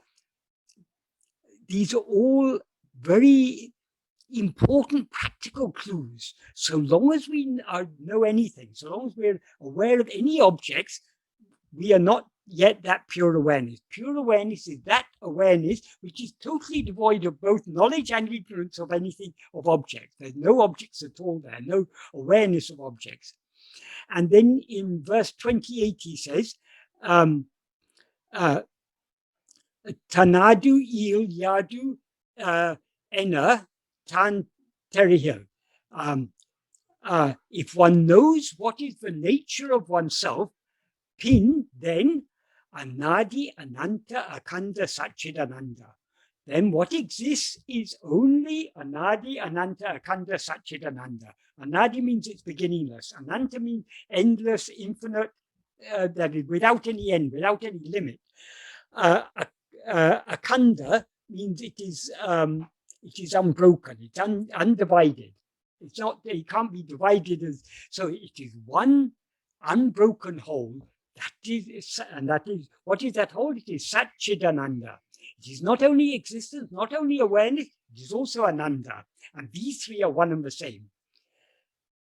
And then verse 29, being in this state of Satchidananda, thereby experiencing supreme bliss, devoid of bondage and liberation, that is standing in the service of God. Why he says that here? Because earlier on, he talked about the path of nishkarmiya karma, in which we, one of the services we can do to God is puja. Even if you're doing japa and dhyana, that's also a service to God. But what is the real service to God? Not rising as I, just being in this state of supreme bliss, that is devoid of both bondage and liberation. That is, there can be liberation only if there's bondage. If we investigate ourselves and see what we actually are, there was never any ego, and therefore never any bondage, and therefore there's never any liberation. So it's beyond both bondage and liberation. But this is all, from all these verses, from 21 onwards, this is all conclusions that to be arrived at by annihilating this ego. And then verse 30, he concludes, but when ego ceases, and if one knows what remains when ego ceases, that alone is good tapas. Thus said Lord Ramana, tāṇadā Ramanesam, Lord Ramana, who is ourself. So this Upadēśa Undiyār, it's a beautifully constructed work, and very, very significant, the order in which Bhagavan gives the verses. Every verse connects with each. I mean, there's a clear logical sequence between all the verses. So I've talked for a long time, so I don't know. I hope I've left enough time for questions. Yeah, that shows your inability to split and discuss 22 alone, right? I mean, they're all linked together. Everything is linked, yes. Right. I mean, all these are linked. All the Bhagavan teaching, that Upadēśa Undiyār, it's intimately linked with uḷḷa, with nāṇalla, with āṇadāl. There's so many principles in āṇadāl. They're all Bhagavan's core teachings, they're a coherent whole. They're all closely connected. Right. But in the most logical and systematic exposition of the core principles of his teachings are in these three works, nāṇalla, uḷḷa, Upadēśa Undiyār. Here he's very systematic. In āṇadāl and Ekāma Panchakam, Āṇadāl and other places, Bhagavan has scattered the principles here and there. But here, in these three texts, in a very logical and systematic way, Bhagavan has expounded the core principles of his philosophy, of his teachings. Yeah. So and in that regard, I often say, but it's so important to understand. All these teachings, Bhagavan doesn't teach anything without a reason. All these teachings have practical implications. So we should, when we read these, we should understand what is the practical implication of this. Yeah, thank you for stressing that, Michael. So, yes, for example, you did a session in London, long one, and then you split into two videos. The first one is where you discuss nāṇalla, and then the second video is the Q&A. The Q&A video gets a lot more views than where the one that you discuss the nāṇalla. So I always think, guys, you got to also read the original works of Bhagavan. We can't. There's no shortcut here. You have to, think that. So, and same thing. I remember in one of our own videos, we did the Upadēśa Undiyār verse, and then Murugan asked a question. We did that as a separate video, which actually had a lot more views than the Upadēśa Undiyār views, and I was almost at a ratio of 2:1 at point. And then I was like, wow, people are really looking for shortcuts here, isn't it? It is the same with nāṇalla. Yeah. But by far and away, the most popular form of nāṇalla is the question and answer version. And when people come across the essay version, they think, oh, why this version doesn't have any questions in it? Yeah, exactly. But Bhagavan, it was Bhagavan who wrote the essay version. That is, he dispensed with the questions and he rearranged the answers and he refined them in a very, very important changes Bhagavan made. So anyone who depends just on the question and answer version is missing a lot of important refinements that Bhagavan made. Right. So before I get into the questions or comments, I just want to remind that one email I sent to Michael, I want to let everyone know. I sent an email to Michael recently saying, Michael, is it fair to call nāṇalla, Upadēśa Undiyār, and uḍal as the Ramana Prasthana Traya, or the triple canon of Vedanta? And Michael, I'm sorry, triple canon of Ramana, and Michael basically agreed with that. So those are the three fundamental texts, and we all have to read it, just to overcome that initial resistance or whatever we may have. Just a couple of points for sake of completion. those 5 things that Bhagavan said are uḍalpoṟi, uḻḷam, uyir, iruḻ. In addition to that, in the Malayalam words, he also added drishyalokam. Can you explain why he added that? We have to remember the original work is Upadēśa Undiyār. All the essential things that are to be said is said in Upadēśa Undiyār. In Malayalam, he was writing in a longer meter, so he had to flush it out. Yes, if these 5 sheaths are jaḍa and asattu, then yes, logically the world must also be asattu. But that is not actually the main point of this verse.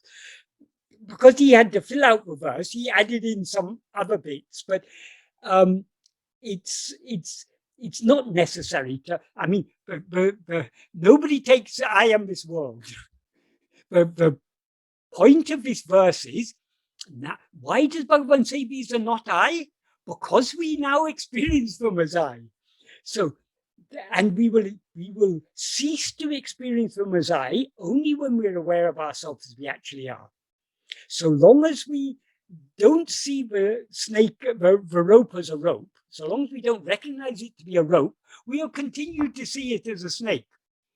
So merely saying it is not a snake, it is not a snake, but it's not going to get rid of our fear because it looks like a snake. Any moment it may move and bite us. So we have to actually see, only when we actually say, oh, it's just a rope, when we actually see it as a rope, then only does the fear of the snake actually get dispelled. So we can, it is good to understand that we are not this body and mind. That gives us a certain detachment, a certain vairagya. But it doesn't solve our problems, because when disease comes, when death comes, when problems of life come, these 5 sheaths seem very much I. Right. Well, even when the problems don't come, even when everything is going favorably, they still seem to be I. So to get rid of that ignorance, that false awareness, I am this body, we must be aware of ourselves as we actually are. And you mentioned the point, and you actually stressed it a few times, and I really want to thank you for that. That why Bhagavan puts this in verse 22, like after talking about the reality, practice, and then achieving that state of the purna. He used the word, and then he now introduces this concept. And I think Swami Swadhyam also stresses this beautifully in Path of Sri Ramana, that this Neti-Neti is a consequence of your practice. It is not to be used as a practice in itself. Yeah. It is very necessary for us to understand that we are not these 5 sheaths. So long as we take ourselves to be these 5 sheaths, then we'll be attending. We can investigate ourselves by looking at this body or looking at the investigating the mind or whatever. So we clearly need to understand none of these are I. But though we understand that, that is not our experience. We understand these cannot be what we actually are, but we still experience them as ourselves. In order to experience them as not I, we need to experience ourselves as we actually are. Right. So that's why Bhagavan put that. I mean, it's a very subtle way Bhagavan has of teaching things. This arranging, exactly. That's a very, very important point. I mean, you say, Sadhuam also says that I learned it only from, the significance of that I learned only from Sadhuam, because he often used to point this out. Right. But it is necessary. The first thing we need to understand, that's what in Shiva Prakasham Pillai added, when Bhagavan's first, that is, Shiva Prakasham Pillai's first question to Bhagavan was nāṇalla. And Bhagavan's first answer was Arive nān. Then Shiva Prakasham Pillai asked us, Arivin Sarupamena, what is the nature of this Arivu? And Bhagavan said, Satchidananda. Those were the first 2 questions and answers. Shiva Prakasham Pillai, for his own clarification, he added in the Neti-Neti portion, which Bhagavan later retained it in the essay version, because it is necessary for us to understand. And Bhagavan is acknowledging, yes, first you've got to understand what you're not.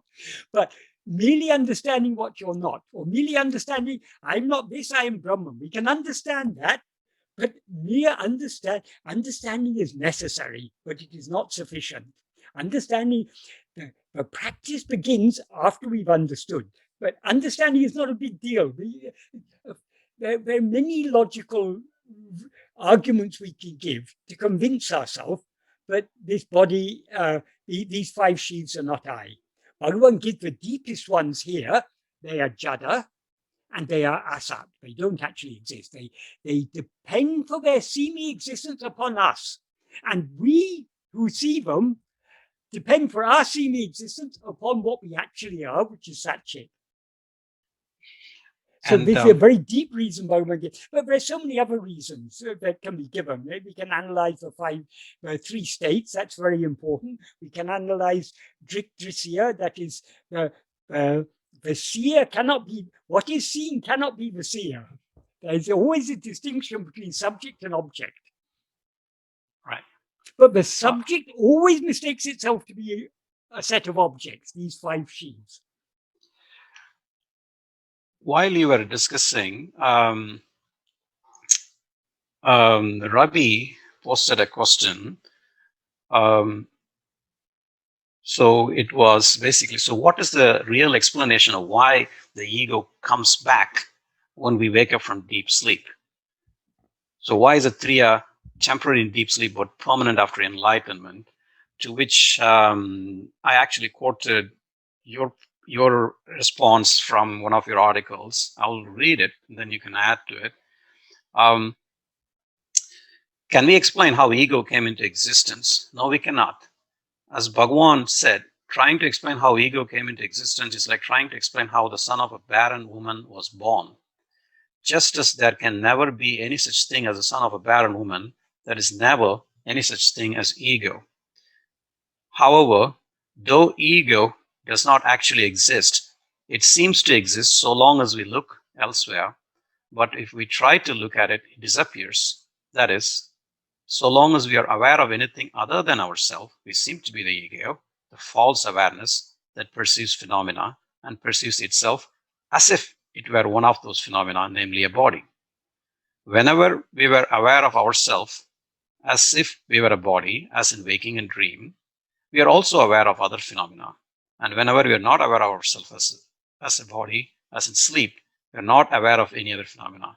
Therefore, ego seems to exist only when we are aware of phenomena. So if instead of attending to any phenomena, we attend only to ourselves, ego will dissolve and disappear. And what will then remain is only pure awareness. Awareness that is not aware of anything other than itself, which is our real nature and which exists eternally, untouched by any appearance or disappearance of ego and phenomena. So I think somebody has asked you this question, and this was your answer in one of the articles. Yes. This is a very common question people ask. Yeah. Bhagavan sometimes used to say, when people ask, how did this ego come into existence? Bhagavan said, first investigate, first find it. And then if you bring it to me, we can then find out how it came into existence.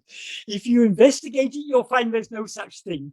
Therefore, the question, how did it come into existence, becomes redundant.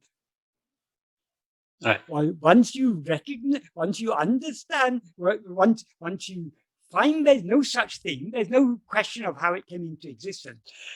So we can never know. Not even Bhagavan can tell us how ego came into existence, because what Bhagavan tells us is, look for it and you'll find it never came into existence. So that we can never say how ego first came into existence. Since we cannot say how it first came into existence, we cannot say how it comes out of sleep, for exactly the same reason. We can explain, there is a way of explaining why ego is not destroyed in sleep. That is, in sleep, what we experience is pure awareness. But what is it that experiences pure awareness in sleep? Only pure awareness. That is, it is ourself as we actually are, but experiences ourself as we actually are. But ego is not thereby destroyed. Why? Because ego is absent. You cannot destroy, you cannot, if someone is if a murderer is convicted, the death penalty for this murderer. He's such a bad person, he deserves the death penalty. If you convict someone, if a murderer is absent, if he's gone AWOL, if he's escaped from prison or whatever, even though the court passes the judgment, the judge says, okay, this person deserves the death penalty, it cannot be carried out in his absence. Likewise, what happens when we fall asleep? We are too tired to continue projecting phenomena. So we subside. Because we subside, after we subside, what remains is only pure awareness, which is aware of itself as it is. But ego is not thereby annihilated because it's gone AWOL, it's absent, it's not there. So how are we to annihilate ego? That is, we as ego need to experience ourselves with pure awareness. That is why it is said, what needs to investigate itself is ego. And it's ego that needs to see itself as it actually is. But there's a catch. As soon as ego sees itself as it actually is, it is thereby swallowed. That is, as soon as we see ourselves as pure awareness, as soon as we, ego, see ourselves as pure awareness, we cease to be ego. So it's in the waking and dream states, but we need to investigate ourselves and see what we actually are. That is, we need to turn the full 180 degrees so that our attention, so we're facing ourselves alone. We thereby cease to be aware of anything else, and we're aware of ourselves just as pure awareness. We're aware of nothing other than ourselves. As soon as we're aware of ourselves as pure awareness, we thereby cease to be ego. So that is how ego is annihilated. That is why ego is not annihilated in sleep or in any other state of manolaya. That manolaya are states of dissolution of mind, but are brought about by any means other than self-attentiveness. If you have to undergo surgery and you're put under general anesthesia, that's a state of manolaya. But you don't thereby realize what you are, because the state of manolaya, in the state of anesthesia, only pure awareness remains. But ego is not destroyed because ego has already been suppressed by the anesthetic drug. It's that when you give the anesthetic drug, ego becomes too tired and it falls asleep. Basically, that's basically what happened. Even with yogic practices, by means of pranayama and other yogic practices, you can bring about a state of manolaya, but it's given a very nice name, Kevala Nirvikalpa Samadhi. When we hear the term Kevala Nirvikalpa Samadhi, oh, this sounds something very interesting. So we all want to experience Kevala Nirvikalpa Samadhi, but you have to do yoga for many, many years before you can do it. But according to Bhagavan, that's useless. And to illustrate that, Bhagavan used to tell the story, whether this was a story Bhagavan heard or whether he made it up, I don't know, but it illustrates the point. That is the thing. A yogi sitting on the banks of the Ganga was practicing his pranayama and whatever yoga practices he was doing, and he was often going into Nirvikalpa Samadhi. And because he was so often in Nirvikalpa Samadhi, a very sincere disciple had come and thought, oh, this person must be a great Mahatma because he's always in Nirvikalpa Samadhi. So that disciple started serving him. And one day, when the guru woke up from his Nirvikalpa Samadhi, he was feeling thirsty.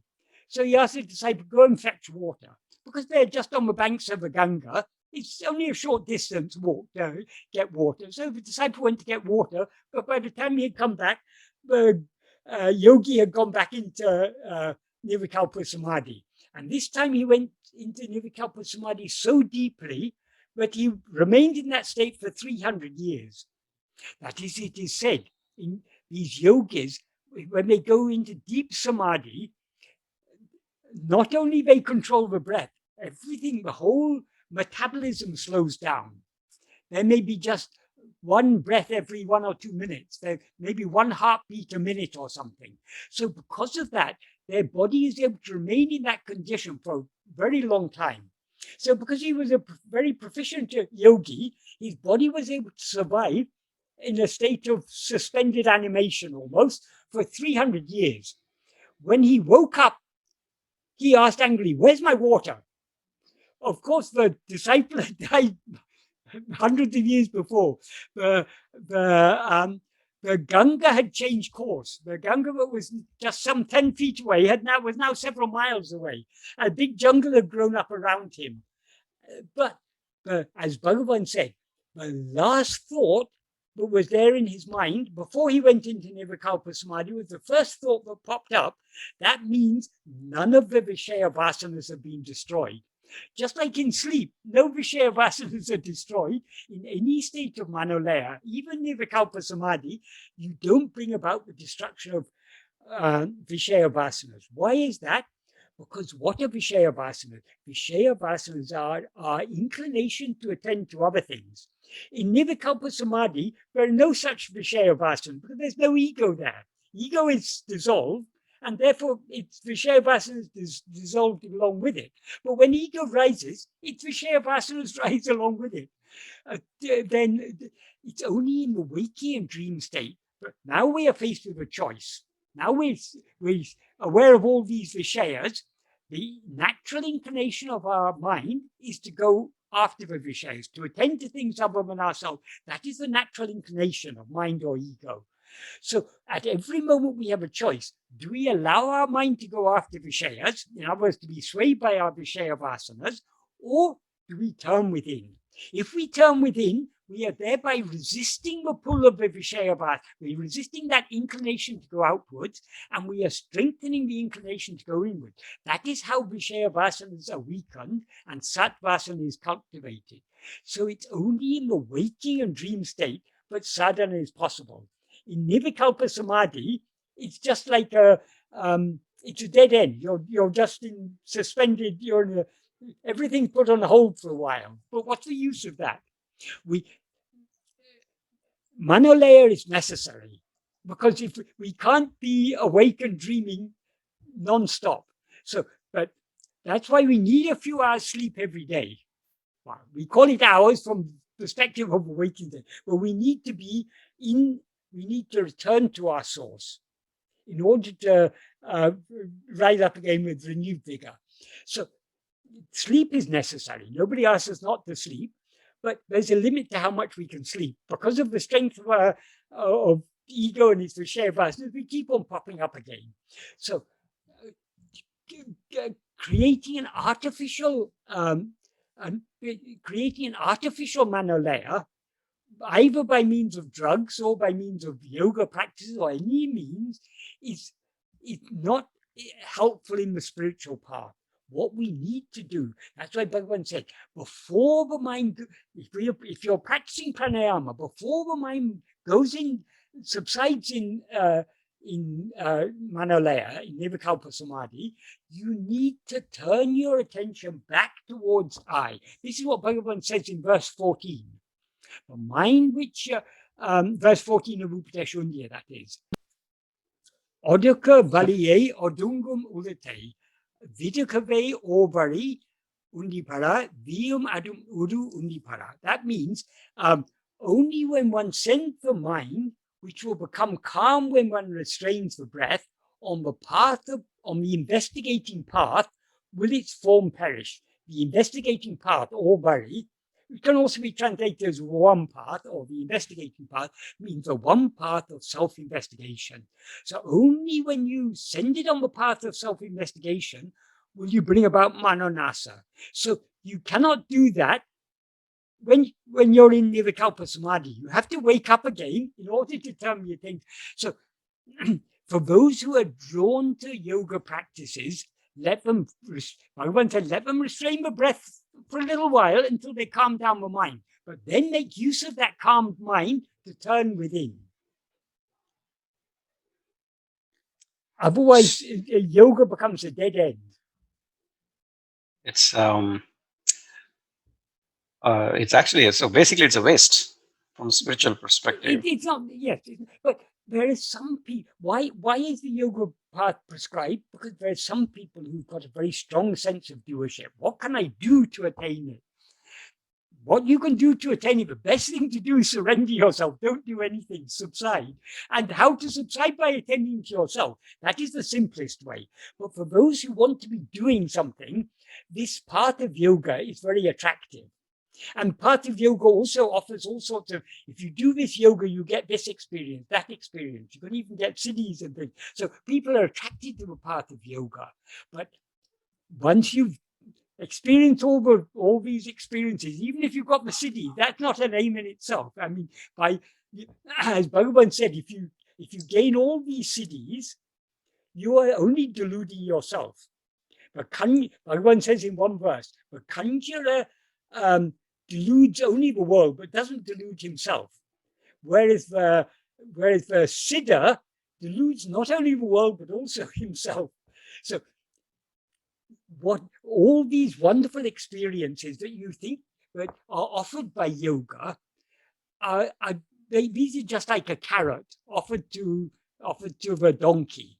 So, but once you're attracted to that path, I mean, for those who are attracted, for those whose inclination is in that direction, let them practice it for a little while. Let them learn how to calm down the mind, but let them not go follow this path further, because it leads to a dead end. Whatever wonderful experiences you may have, or whatever siddhis you may gain, these don't lead you anywhere. So if you're attracted to that path, follow that path for a little, learn how to calm your mind by pranayama, then use that calmed mind, the mind that is, before it goes into nirvikalpa samadhi, before it subsides in laya, turn it back towards itself. Who am I? Find out who am I. Now, having said that, for people who are here, and for people who are going to listen, they've already been chosen by Bhagavan, and I think they're ready for self-attention. Yes, they shouldn't be. Yes. They shouldn't be even considering wasting their time on other paths. Paths are there for those who have other tastes. But sooner or later, we have to lose taste. The taste for anything other than ourselves is what is called viṣaya-vāsanās. That's the inclination to experience anything other than I am is a viṣaya-vāsanās. So, because people have different types of viṣaya-vāsanās, sometimes these other things are necessary for a certain time. But sooner or later, if we are to bring about the annihilation of the ego, the only means is self-investigation and self-surrender. Right. Even self-surrender, we cannot surrender ourselves without we cannot surrender ourselves completely without finding out who is this I who is to surrender itself. Right. Merely investigating ourselves is itself surrendering ourselves. Right. Shohan, do you want to make a comment? Yes. I wanted to thank you, Michael. I think today's session would be the session of this century. Really, because you clearly explained that talking about the circle and the square makes no sense when neither the square nor the circle exists, really. So that was together, yeah, really deep. I mean, the fact that Bhagavan said that it doesn't matter that the square circle doesn't exist. There's no reason to talk about it because neither the square nor the circle exists, right? Yes. Ultimately, I mean, from a logical point of view, square circle is a logical impossibility. But when we go deeper, square and circle both are objects of perception. Any object, according to Bhagavan, is jada and it's asat. Whatever is jada is therefore asat. Whatever is seen, because it's something that is seen, it doesn't exist independent of, it has no awareness of its own, it doesn't exist independent of our perception of it.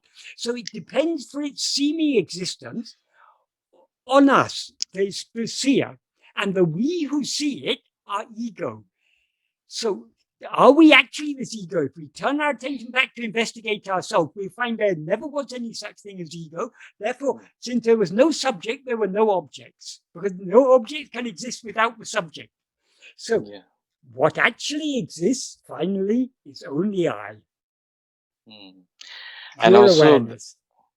Yes, thank you. And also the part where that question doesn't really is not the right question about the fact that when people ask, or when we ask that how did the ego come about, doesn't really is not a really valid question, because even after you answer that, when you're answering that, you're again becoming the ego. In the same sense, like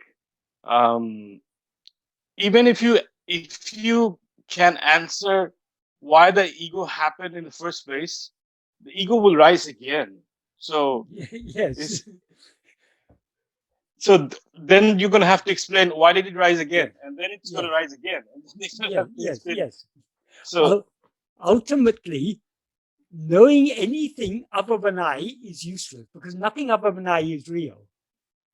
So knowing, you can make so much philosophy about how ego came into existence, how Maya came into existence, or it cannot be explained how it came into existence. This is all fine. What is the purpose of all this philosophy? The sole purpose of all philosophy, or all useful philosophy, is to turn our attention back towards ourselves. Any philosophy is useful only to the extent to which it turns our attention back towards ourselves. What is the essence of Advaita? You are that. That's all that need be known, actually. If I am that, then who am I? That is how we should take it. So trying to know anything other than ourselves is useless. Why Bhagavan has given us a very simple philosophy. Why that he has given us that philosophy? To stop our mind going out after other things. If we understand Bhagavan's philosophy, we will know there's only one thing and one thing alone that is worth doing and worth knowing. As he says he says very beautifully in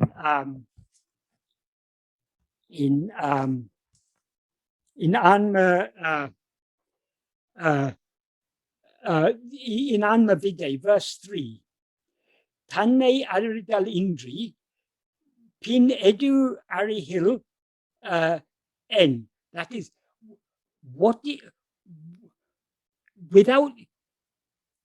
without knowing oneself, then what is the use of knowing whatever? I mean, what's the use of knowing anything else, is the implication. Tanne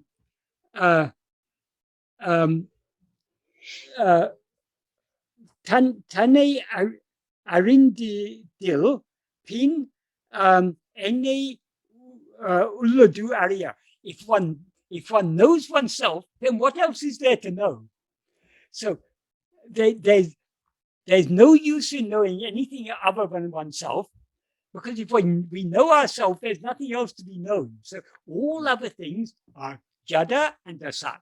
Asat means they don't exist at all. Though they seem to exist, they don't exist. So all of Bhagavan's teachings are just every teaching Bhagavan has given us, if we understand it correctly, it is pointing us in one direction and one direction alone. To find out who am I. Turn within and see who you are.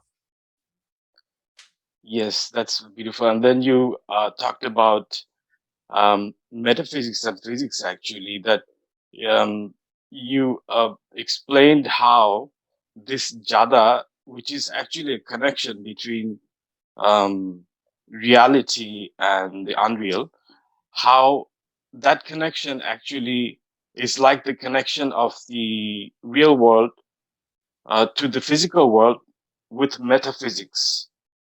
So what you explained, I think what I got is this is beyond metaphysics, and when it's beyond metaphysics, it doesn't really make sense to either talk about physics or metaphysics.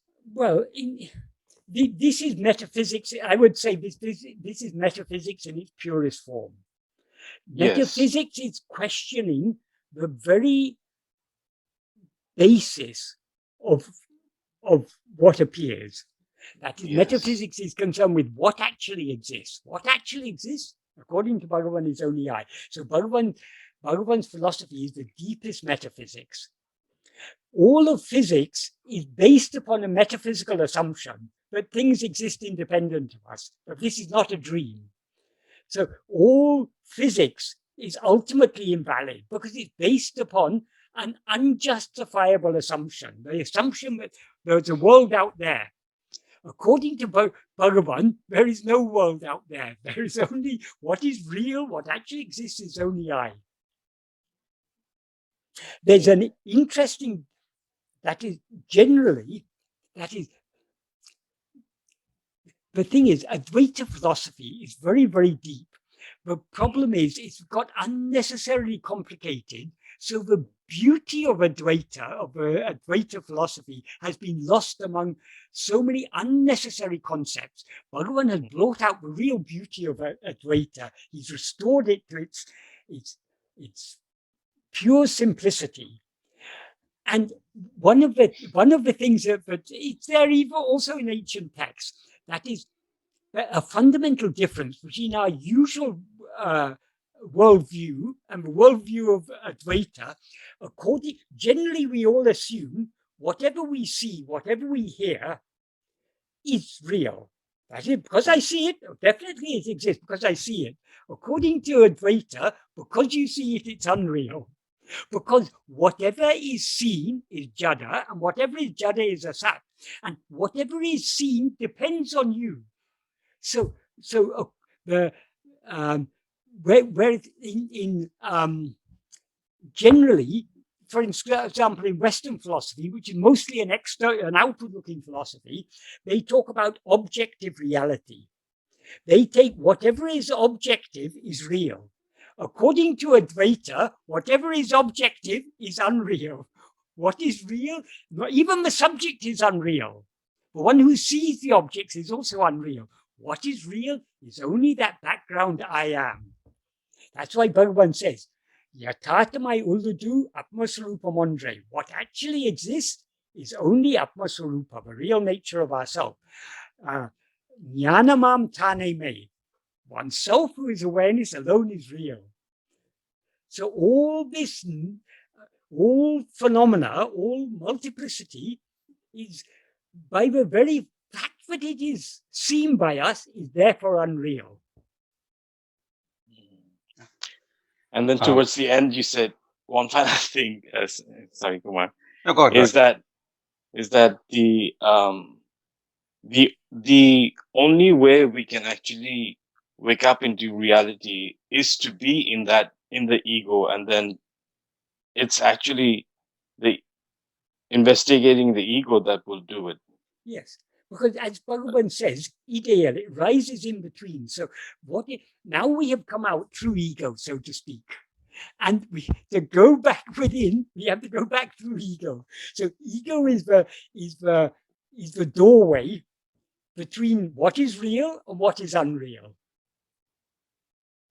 What is unreal? All this world is unreal. What is real is only Satchit, Brahman, or Atmasvarupa, whatever we call it. I, it's a simple word.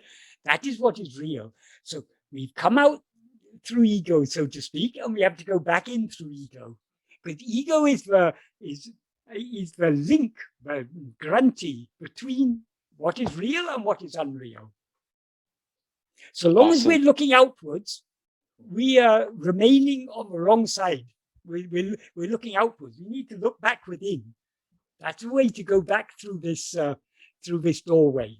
The doorway, as Bhagavan said, go back the way you came. How we came out, we came out through ego, we had to go back in through ego. Awesome. Thank you so much. And that's the most important. Yes. Swami Sadhuvam used to say, self-attention is the only watertight theory. All other theories are riddled with loopholes and contradictions. Yep. No matter who said it.